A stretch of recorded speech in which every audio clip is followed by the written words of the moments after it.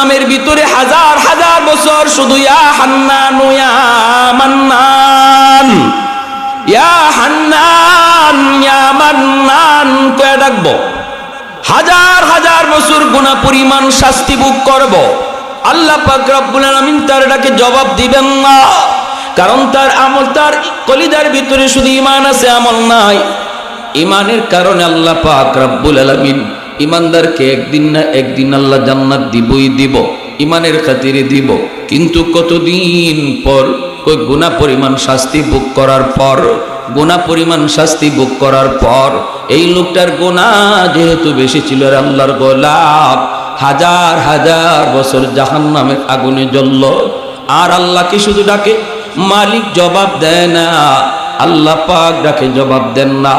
দিবেন কেন? কারণ এখনো শাস্তির মেয়াদ শেষ হয় নাই, মেয়াদ এখনো শেষ হয় নাই।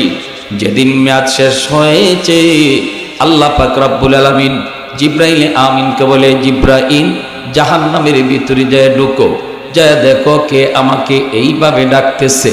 জিব্রাইল আমিন জাহান্নামের ভিতরে যায় ঢুকবেন, চতুর্দিক থেকে আওয়াজ ইয়া হান্নান ইয়া মান্নান, কিন্তু মানুষ জিব্রাইল চোখে দেখেন না, আওয়াজটা শুধু শুনতে পান, মানুষ দেখা যায় না। হাজার হাজার কোটি কোটি বছর জাহান্নামের আগুনে জ্বলার কারণে মানুষের কোনো অঙ্গ প্রত্যঙ্গ চেনা যায় না, হাত পা গুলি চেনা যায় না, কয়লার